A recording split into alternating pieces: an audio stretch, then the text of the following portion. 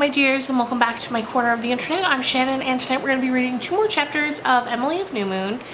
If you're new to this series, I've got a playlist on my channel that has all of the chapters that we've read so far. If you want to go start from the beginning, listen to it as you fall asleep at night, whatever you want to do.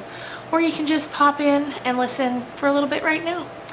Anyway, we're able to read this thanks to Project Gutenberg, which is a website that archives all books once they become old enough that they're kind of public domain.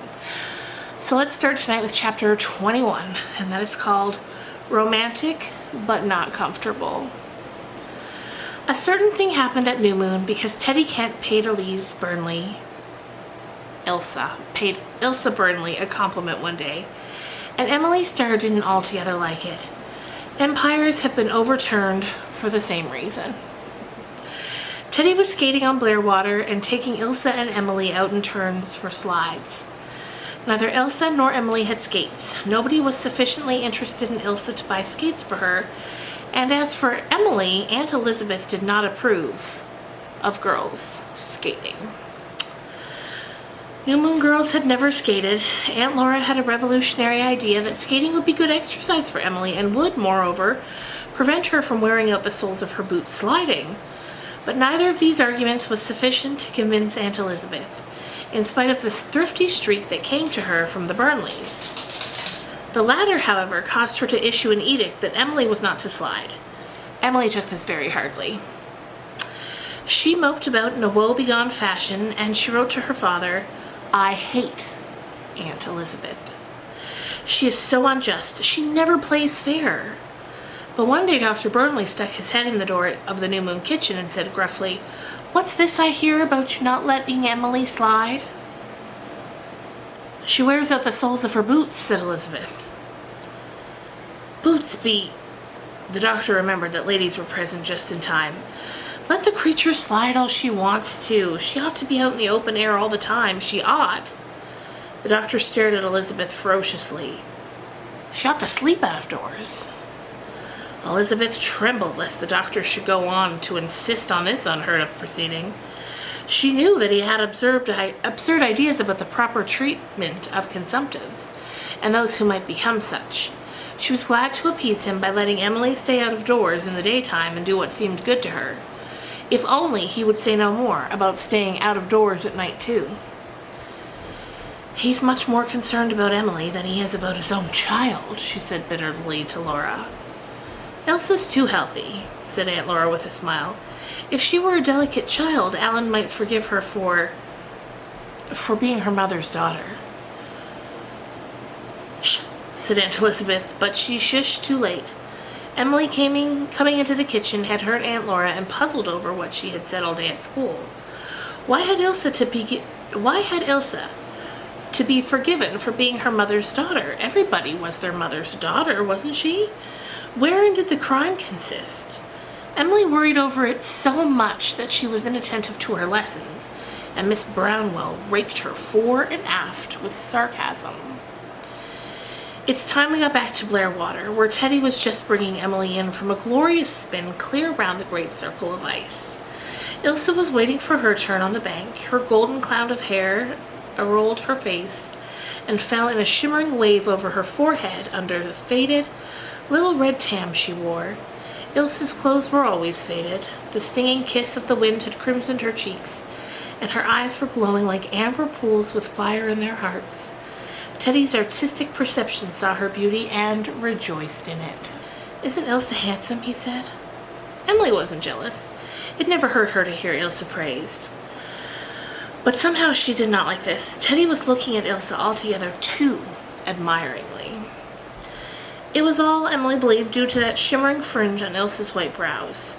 If I had a bang, Teddy might think me handsome too, she thought resentfully. Of course, black hair isn't as pretty as gold, but my forehead is too high. Everybody says so, and I did look nice in Teddy's picture, because he drew some curls over it.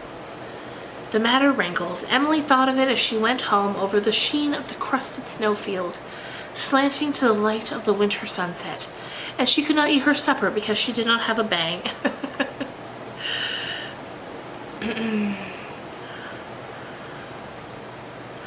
All her long hidden yearning for a bang seemed to come to a head at once. She knew there was no use in trying to coax Aunt Elizabeth for one, but when she was getting ready for bed that night, she stood on a chair so that she could see little Emily in the glass. Then lifting the curling ends of her long braid and laid them over her forehead. The effect in Emily's eyes, at least, was very alluring.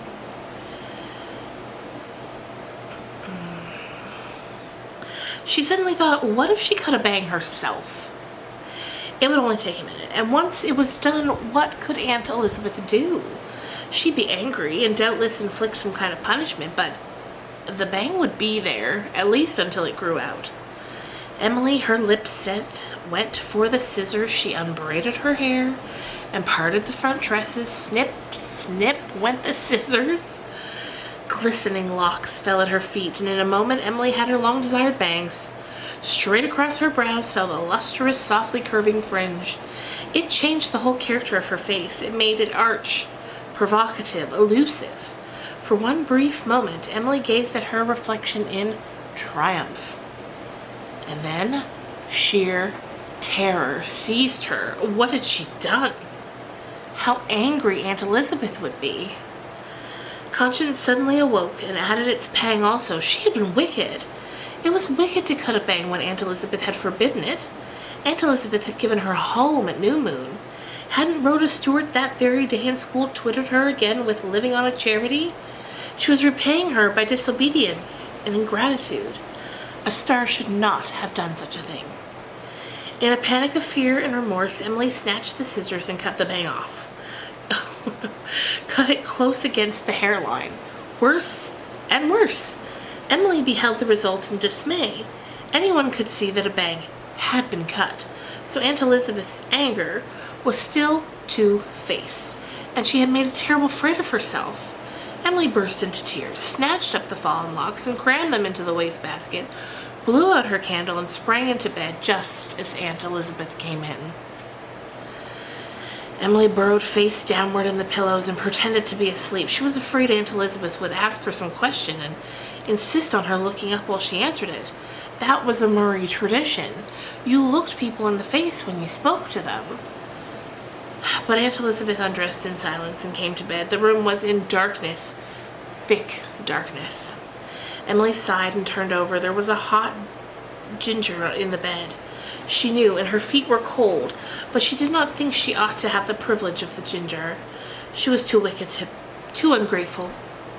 "Do stop squirming," said Aunt Elizabeth. Emily squirmed no more, physically at least. Mentally, she continued to squirm. She couldn't sleep. Her feet or her conscience or both kept her awake. And fear, also. She dreaded the morning Aunt Elizabeth would see what had happened.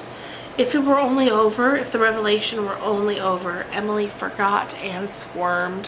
"What makes you so restless tonight?" demanded Aunt Elizabeth in high displeasure. "Are you taking a cold?" "No." "Then go to sleep. I can't bear such wriggling. One might as well have an eel in the bed." Ow! Aunt Elizabeth, in squirming a bit herself, had put her own foot against Emily's icy ones. "Goodness, child, your feet are like snow. Here, put them on the ginger." Aunt Elizabeth pushed the ginger over against Emily's feet. How lovely and warm and comforting it was. Emily worked her toes against it like a cat, but she suddenly knew she could not wait for morning. "Aunt Elizabeth, I have something to confess." Aunt Elizabeth was tired, and she didn't want confessions. In no very gracious tone, she said, "What have you been doing?" "I cut a bang, Aunt Elizabeth." "A bang?" Aunt Elizabeth sat up in bed. "But then I cut it off again," said Emily. "Right off, close to my head." Aunt Elizabeth got out of bed and lit a candle. She looked Emily over. "Well, you have made a sight of yourself," she said grimly. "I never saw anyone as ugly as you are this very minute. And you have behaved in a most underhanded fashion."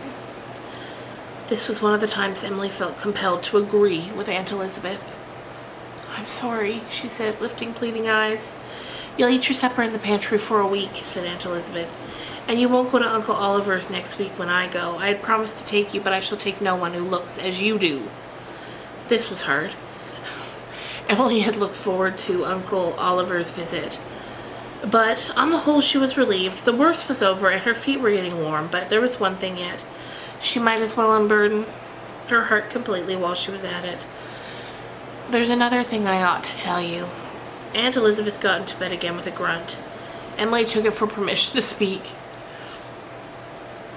Aunt Elizabeth, you remember that book I found in Dr. Burnley's bookcase and brought home and asked you if I could read it? It was called The History of Henry Esmond. You looked at it and you said you had no objections to my reading history, so I read it. But Aunt Elizabeth, it wasn't history, it was a novel, and I knew that when I brought it home. You know that I have forbidden you to read novels, cried Aunt Elizabeth. They are wicked books and have ruined many souls. It was very dull, pleaded Emily, as if dullness and wickedness were quite incompatible, and it made me feel unhappy. Everybody seemed to be in love with the wrong person. I've made up my mind, Aunt Elizabeth. I will never fall in love. It makes too much trouble. Don't talk of things you don't understand and that are not fit for children to think about. This is the result of reading novels. I should tell Dr. Burnley to lock his bookcase up. Oh, don't do that, Aunt Elizabeth. There are no more novels in it, but I'm reading such an interesting book over there. It tells about everything that's inside you. I've got as far along as the liver and its diseases. The pictures are so interesting. Please let me finish it. Oh, this was worse than novels. Aunt Elizabeth was now truly horrified. Things that were inside of you were not to be read about. Have you no shame, Emily? If you have not, I am ashamed for you. Little girls do not read books like that. But Aunt Elizabeth, why not? I have a liver. Haven't I? And a heart and lungs and stomach? That will do, Emily. Not another word. Emily went to sleep unhappily. She wished she'd never said a word about Esmond, and she knew that she would never have a chance to finish that other fascinating book, nor had she. Dr. Burnley's bookcase was locked thereafter, and the doctor ordered her and Elsa to keep out of his office. He was in a very bad humor about it, for he had words with Elizabeth Murray over the matter. Emily was not allowed to forget her bang. She was twitted and teased at school about it, and Aunt Elizabeth looked at it whenever she looked at Emily, and the contempt in her eyes burned Emily like a flame. Nevertheless, as the mistreated hair grew out and began to curl in soft little ringlets, Emily found consolation. The bang was tactily permitted, and she felt that her looks were greatly improved thereby. Of course, as soon as it grew long enough, she knew Aunt Elizabeth would make her brush it back, but for the time being, she took comfort in the added beauty. The bang was just about at its best when the letter came from Great Aunt Nancy. It was written to Aunt Laura. Great Aunt Nancy and Aunt Elizabeth were not over fond of each other, and in it Great Aunt Nancy said, "If you have a photo of that child Emily, send it along. I don't want to see her, she's stupid. I know she's stupid, but I want to see what Juliet's child looks like. Also, the child of that fascinating young man, Douglas Starr. He was very fascinating. What fools you all were to make such a fuss about Juliet running away with him. If you and Elizabeth had both run away with somebody in your running days, it would have been better for you." This letter was not shown to Emily. Aunt Elizabeth and Aunt Laura had a long secret consultation, and then Emily was told that she was to be taken to Shrewsbury to have her picture taken for Aunt Nancy. Emily was very excited over this. She was dressed in her blue cashmere, and Aunt Laura put a point lace collar on it and hung her Venetian beads over it, and new button boots were got for the occasion. "I'm so glad this has happened while I still have my bang," thought Emily happily.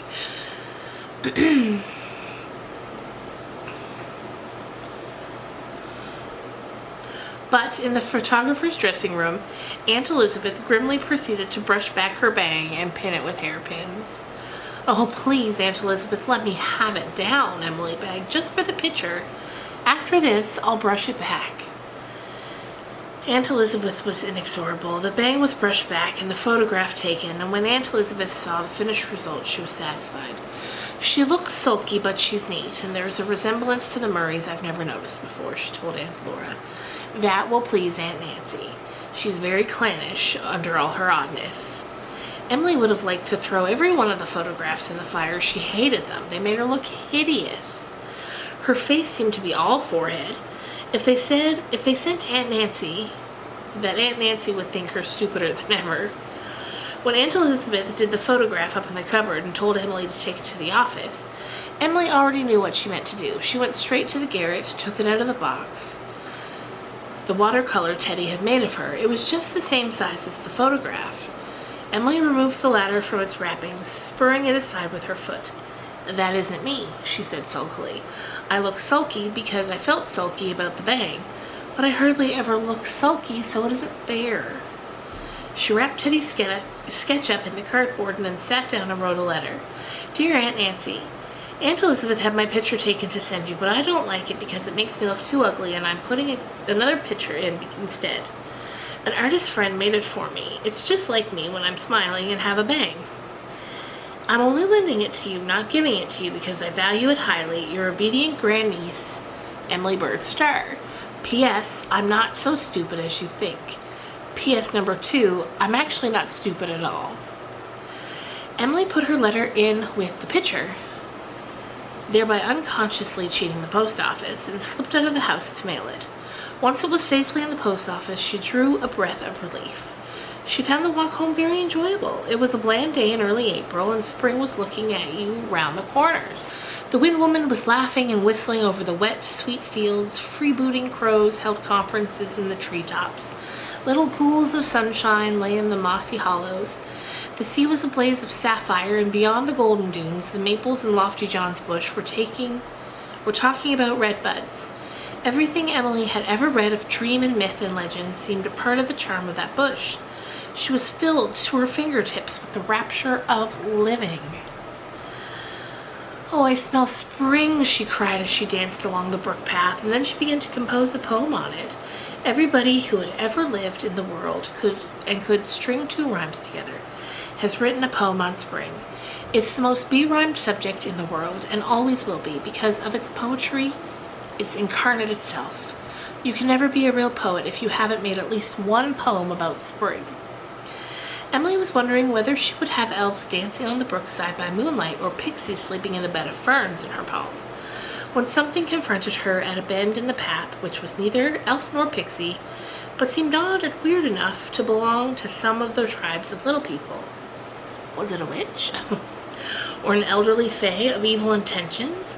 The bad fairy of all christening tales? "I'm the boy's Aunt Tom," said the appearance, seeing that Emily was too amazed to do anything but stand and stare. "Oh," Emily gasped in relief. She was no longer frightened, but what a very peculiar-looking lady Perry's Aunt Tom was. Old, so old that it seemed quite impossible that she could ever have been young. A bright red hood, overgrown like fluttering gray locks. A little face seamed by 1,000 fine crisscross wrinkles. A long nose with a knob on the end of it. Little twinkling, eager gray eyes under bristly brows. "Staring wasn't thought good breeding in my time," said Aunt Tom. "Oh," said Emily. "Excuse me, how do you do?" she added, with a vague grasp after her manners. "Polite, not too proud," said Aunt Tom, peering curiously at her. "I've been up to the big house with a pair of socks for the buy, but 'twas yourself I wanted to see." "Me?" said Emily. "Yes. The buy's been talking a bit of you and playing keen into my head. Thinks I to myself, it's no bad notion, but I'll make sure before I waste my bit of money. Emily Bird Starr's your name and Murray is your nature. If I give the boy an education, will you marry him when he grow up?" "Me?" said Emily. It seemed to be all she could say. Was she dreaming? She must be. "Yes, you're half Murray, and it'll be a great step up. He's smart, and he'll be rich one day, and boss the country, but devil a cent will I spend on him unless you promise." "Aunt Elizabeth wouldn't let me," cried Emily, too frightened of this old body to refuse on her own account. "If you've got any Murray in you, you do your own choosing," said Aunt Tom, thrusting her face so close to Emily's that her bushy eyebrows tickled Emily's nose. "Say you'll marry him, and I'll send him to college." Emily seemed to be rendered speechless. She could think of nothing to say. Oh, if only she could wake up. She could not even run. "Say it," insisted Aunt Tom, thumping her stick sharply on a stone.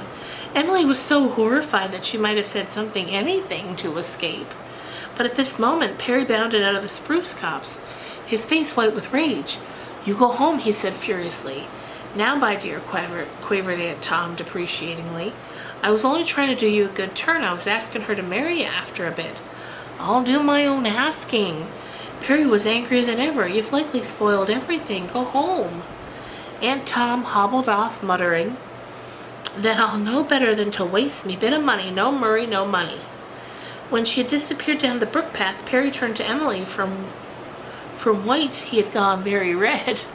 Please don't mind her, she's cracked," he said. "Of course, when I grow up, I'll ask you to marry me, but—" "I couldn't. Aunt Elizabeth," I began. "Oh, she will then. I'm going to be Premier of Canada someday." "But I wouldn't want. I'm sure I wouldn't." "You will when you grow up," he said. "Ilsa is better looking, of course, and I don't know why I like you best, but I do." "Don't you ever talk to me like this again," commanded Emily, beginning to recover her dignity. "Oh, I won't. Not till we grow up." "I'm as ashamed of it as you are," said Perry. "Only I had to say something after Aunt Tom butted in like that. I ain't to blame for it, so don't hold it against me. But just you remember that I'm going to ask you someday, and I believe Teddy Kent is going to, too." Emily was walking haughtily away, but she turned at this to say coolly over her shoulder, "If he does, I'll marry him." "If you do, I'll knock his head off," shouted Perry. But Emily walked steadily on home and went to the garret to think things over.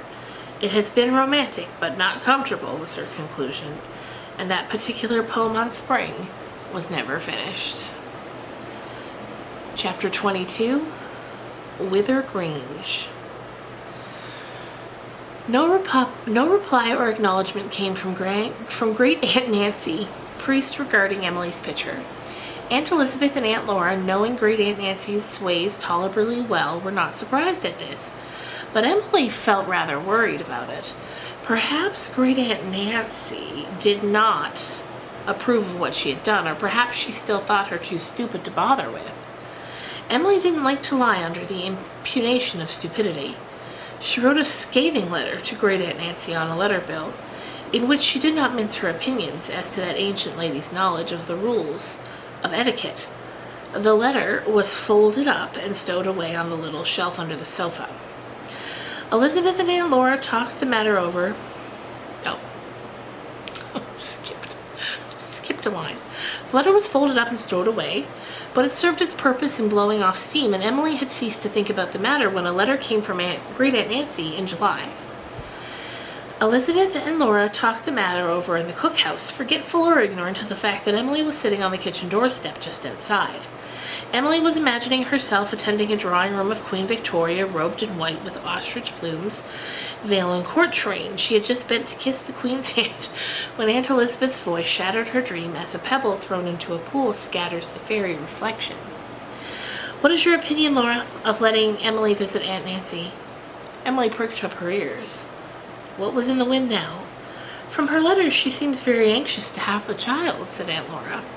Elizabeth sniffed. A whim. You know what her whims are like. Likely by the time Emily got there, she'd be quite over it and have no use for her. Yes, but on the other hand, if we don't let her go, she'll be dreadfully offended and never forgive us, or Emily. Emily should have her chance." "I don't know that her chance is worth much if Aunt Nancy really has any money behind her immunity. And that's what neither you nor I nor any living soul knows unless it's Caroline. She'll likely leave it all to some of the priests." "Emily's too young to understand," said Aunt Laura. "I understand more than you think," cried Emily.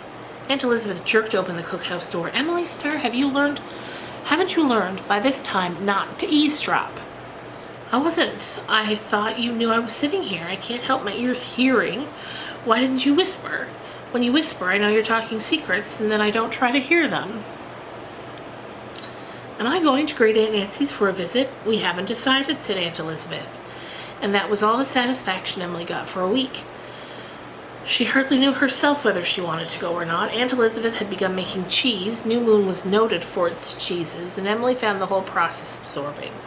From the time the rennet was put into the warm new milk till the white curds were packed away in the hoop and put under the press in the old orchard, with the big, round, gray cheese stone to weigh it down, as it had weighed down New Moon cheeses for hundreds of years. And then she and Ilsa and Teddy and Perry were absorbed heart and soul in playing out the Midsummer's Night Dream in Lofty John's bush, and it was very fascinating. When they entered Lofty John's bush, they went out of the realm of daylight and things known into the realm of twilight and mystery and enchantment. Teddy had painted wonderful scenery on old boards and pieces of sails which Perry had got at the harbor. Ilse had fashioned delightful fairy wings from tissue paper and tinsel, and Perry had made an ass's head for bottom out of an old calf skin that was very realistic. Emily had toiled happily for many weeks copying out the different parts and adapting them to circumstances. She had cut the play after a fashion that would have harrowed Shakespeare's soul, but after all the result was quite pretty and coherent. It did not worry them that 4 small actors had to take 6 times as many parts. Emily was Titania,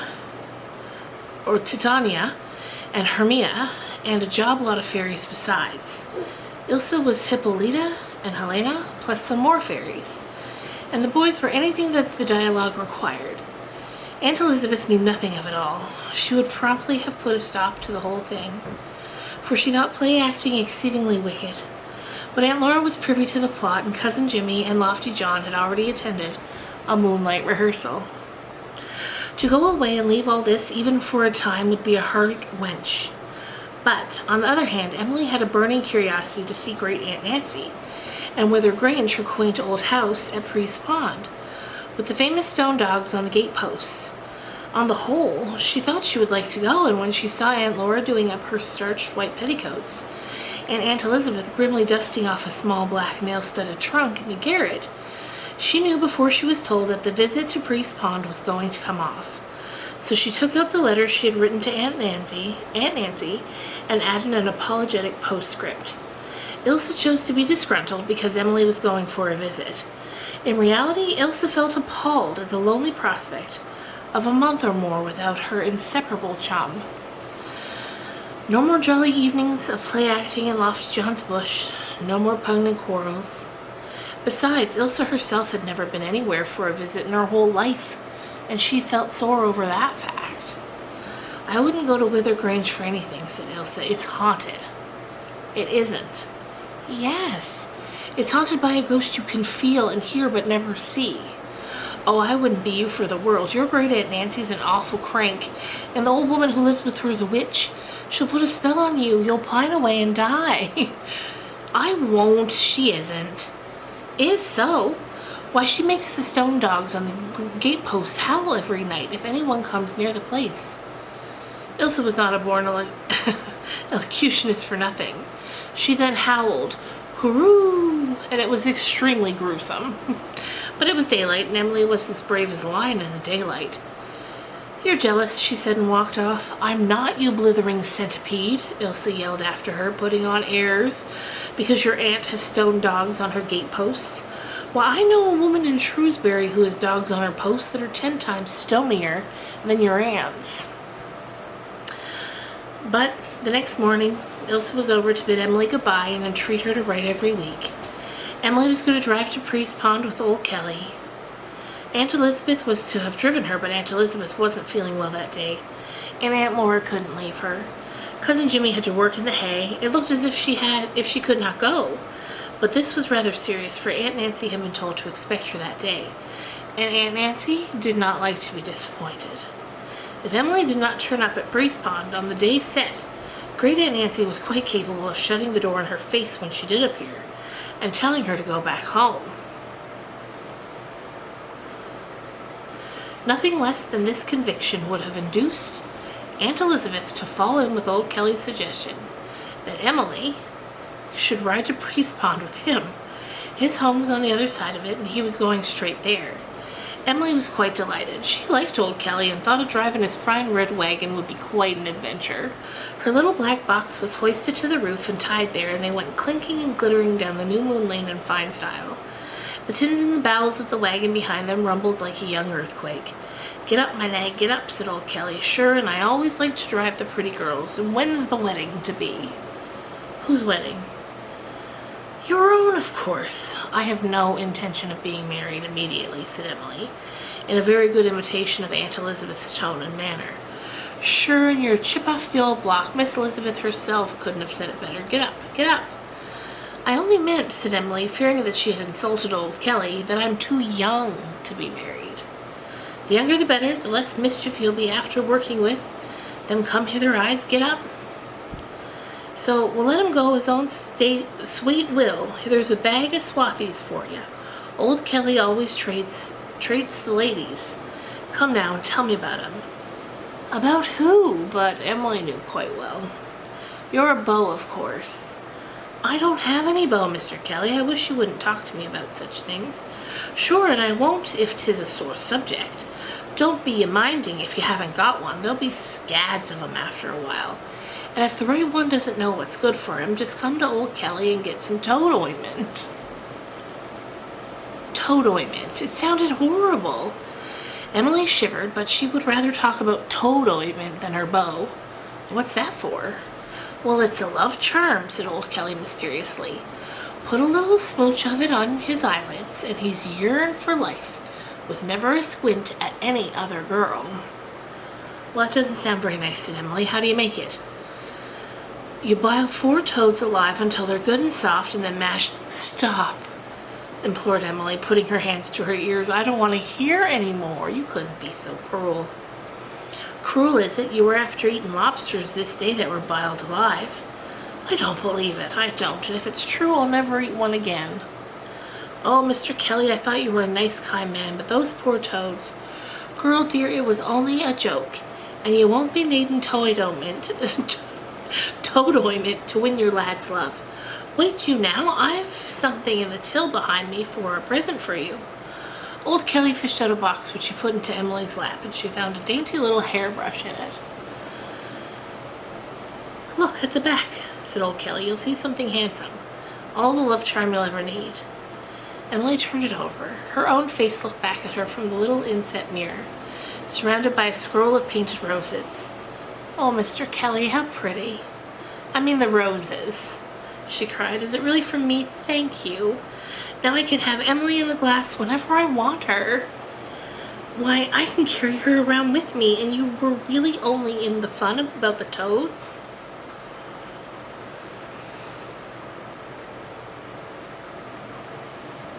Of course. Get up, and... So you're going to visit the old lady over at Priest Pond. Ever been there? No. It's full of priests, but throw a stone and hit one. Then hit one, hit all. They're as proud and lofty as the Murrays. The only one I know is Adam Priest. The others hold too high. He's the black shape and quite sociable. But if you want to see how the world looked in the morning after the flood, go into his barnyard on a rainy day. Look a here, girl dear. Old Kelly lowered his voice. Don't you ever marry a priest. Why not? Asked Emily, who had never thought of marrying one, but was immediately curious as to why she shouldn't. They're ill to marry, ill to live with. The wives die young. The old lady of the Grange fought her man out and buried him, but she had the Murray luck. I wouldn't trust it too far. The only decent priest among them is the one they call Jarback Priest, and he's too old for you. Why do they call him Jarback? One of his shoulders is a little bit higher than the other. He's got a bit of money and doesn't be after having to work. A bookworm, I'm believing. Have you got a bit of a cold iron about you? No, why?